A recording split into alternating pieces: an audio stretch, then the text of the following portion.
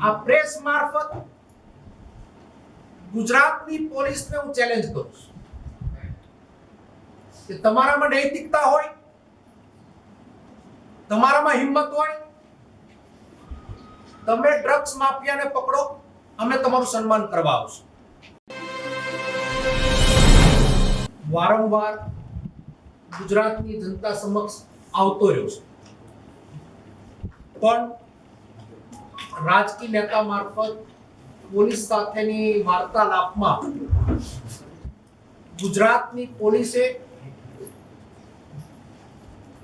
સંસ્કારી, સાફ સુથરી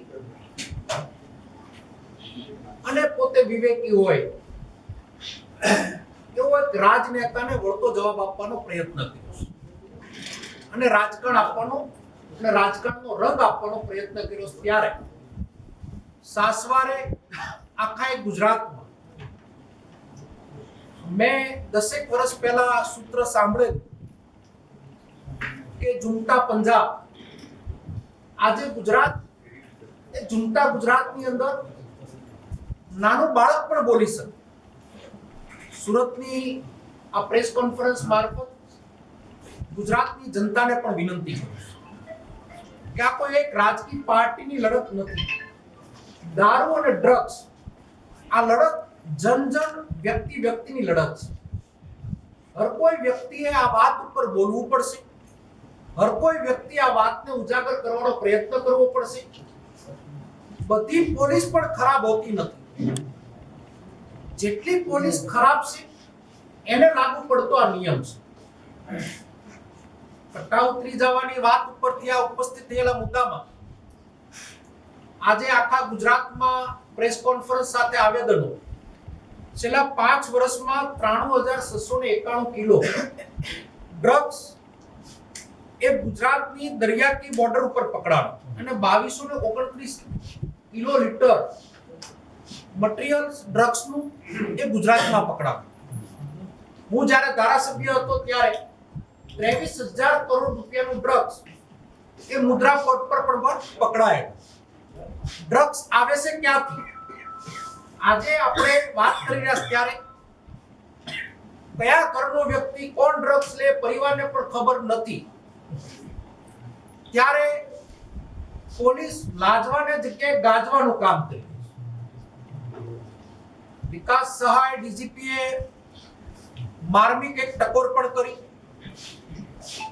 કે અમને અમારા પોલીસ તંત્રનું કામ અમારી પદ્ધતિથી અમે કરશું. સારી બાબત છે. રાજકીય લોકોએ હસ્તક્ષેપ ન કરવો, ખૂબ સારી બાબત. પણ આપના મારફત સહાય સાહેબને પૂછવા માંગુ છું, જે જિલ્લામાંથી આવું છું, એક પ્રકરણ એ જિલ્લામાં પણ બન્યું, એક મોટું આંદોલનનું, એક નારી સુરક્ષા માટે અપાણું. સમીક્ષાની કમિટીઓ બની, ટીમો બનાવીને આપના ટેબલ સુધી પેપરો પણ આવ્યા. આજ સુધી તમે ન્યાય કરી શક્યા ખરા? આજ સુધી તમે રિપોર્ટ આપી શક્યા ખરા? ઝૂમતા ગુજરાત બનાવવા માટેનું અમુક આઈપીએસ લાગુ પડતા લોકોને લાગુ પડે છે. સારા લોકોને અભિનંદન પણ આપીએ છીએ અને શુભેચ્છા પણ આપીએ છીએ. રાજતંત્ર એટલે કે રાજકીય લોકો અને બ્યુરોક્રેટ એકબીજાના પૂરક છે. ત્યારે તમે નિર્દોષ કોન્સ્ટેબલ, પીએસઆઈ અને પીઆઈ લોકોના પરિવારને રોડ ઉપર લાવી શું ગુજરાતને સંદેશો આપવા માંગો છો? તમે તમારી આસકલાઈ, તમારી હલકાઈ છુપાવવા માટેના અખતરા કરી રહ્યા છો. આ પ્રેસ મારફત ગુજરાતની પોલીસને હું ચેલેન્જ કરું છું કે તમારામાં નૈતિકતા હોય, તમારામાં હિંમત હોય, તમે ડ્રગ્સ માફિયાને પકડો, અમે તમારું સન્માન કરવા આવશું. અમારી પાર્ટી તમારું સન્માનિત કરશે. પણ તમે બુટલેકરોને સાવરી રાજકીય ઉપયોગ કરી રહ્યા છો. તમે સત્તાધારી પાર્ટીના અમુક પોલીસવાળા એજન્ટો બની ગયા છો. અમે કોંગ્રેસ વિચારધારાના આગેવાનો અને કોંગ્રેસી કાર્યકર્તા એક જમાનાની અંદર એટલે કે આ દેશની આઝાદી વખતે જુલ્મ અંગ્રેજોને પણ અમે એના લલકારને સામનો કરીને અહીંયાથી અંગ્રેજોને હટાવ્યા હોય તો તમારા મુઠ્ઠીભર માણસોને દબાવવાનો પ્રયત્ન કરશે? કોઈ પણ કાળે કોંગ્રેસી વ્યક્તિઓ આ સાંભળી નહીં લે અને સહન પણ નહીં કરે. માટે પોલીસ અને રાજકીય પાર્ટીના ઘર્ષણમાંથી બહાર આવો, પોલીસ એની જવાબદારી નિભાવે. દારૂ અને ડ્રગ્સ કોના નેતૃત્વમાં આવે નીચે? અહીંયા જમીન સુધી સુરતની બજારમાં આવ્યો, સુરતના લોકોને જ્યાં મળું તો ડરી ડરીને વાત કરે છે. સુરતની જનતા સાથે ગુજરાતની જનતાને વિનંતી કરી છે કે તમારી માટે લડવાવાળો વર્ગ છે, તમારે બોલવું પડશે ને લડવું એટલા માટે પડશે કે આવનાર પેઢીનો આ પ્રશ્ન છે. આપના મારફત સત્તાધારી પાર્ટીને પૂછવા માંગુ છું કે જો તમે અમારી આ વાતમાં સહમત ના હો કે હોય તમારો મામલો છે. આટલું ડ્રગ્સ પકડાણો, ડ્રગ્સના વ્યસનીઓને છોડાવવા માટે તમે સુરત સાથે કેટલા આઇસોલેશન ખોલવામાં આવ્યા એનો એક શ્વેતપત્ર બહાર પાડો.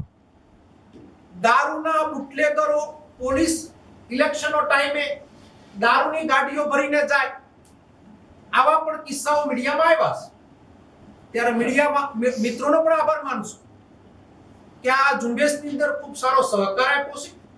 આ લડાઈ એન્ડ સુધીની લડવામાં આવશે.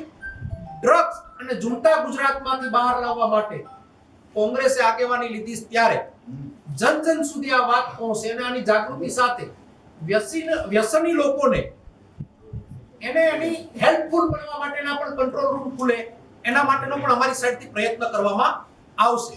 સરકાર સદંતર નિષ્ફળ છે. ડ્રગ્સની અંદર ગુજરાત આખું ડૂબી ગયું છે. સુરતની સાથે અમદાવાદ એક રેવ પાર્ટીઓના તો કિસ્સાઓ સાંભળ્યા, પણ ગામડાઓ સુધી ડ્રગ્સ આવી ગયું છે. ગામડાની ગલીઓ સુધી ઇન્જેક્શનો આવી ગયા છે, એમડી ડ્રગ્સો આવી ગયા છે. ત્યારે આ વિષય ખૂબ ગંભીર છે. ત્યારે પોલીસ એની જવાબદારી નિભાવે. પોલીસ લાજવાની જગ્યાએ ગાજવાનું બંધ કરે અને અમુક જે સરકારના એજન્ટો બન્યા છે, મીડિયા મારફત કહેવા માંગુ છું કે સત્તા આજ છે કાલે નથી. ઇતિહાસમાં જાઓ તો દેશના ગૃહમંત્રી એટલે દેશના ગૃહપ્રધાન અહીંયાના ગૃહમંત્રી હતા ત્યારે ખોટા કામોની અંદર સાબરમતીમાં કેટલી પોલીસ ગઈ એનો પણ ઇતિહાસ તપાસી લેજો. આ વાત એટલા માટે કરું છું કે તમે ખાકી વર્દીમાં દબાવવાનો પ્રયત્ન કરવા માંગતા હો તો તમારા કંઈક એડ્રેસમાં ભૂલ થાય છે, તમારી કંઈક મિસ્ટેક થાય છે. તમે ગુંડાઓને પકડો, તમે અસામાજિક તત્વોને પકડો, તમે ડ્રગ્સ માફિયાઓને પકડો, તમે બુટલેગરોને પકડો, બધાને જેલ હવાલે કરો, અમે તમારું સન્માન કરવા આવશું. બાકી વાત કરીએ પ્રમાણે ખોટા લોકોના આજ નહીં તો કાલે પટ્ટા ઉતરવાના છે, એમાં કોઈ સવાલ નથી. કોર્ટ, કાયદો અને વ્યવસ્થા આજે પણ હયાત છે અને આ વ્યવસ્થાની વાત ઉપર અમે સહમત થઈ. જ્યાં કાયદાકીય લડત પણ લડવી પડશે આવનાર દિવસોમાં લડશું અને જ્યાં પણ અમને લાગશે ત્યાં જનતા રેડ પણ કરશું. ધન્યવાદ.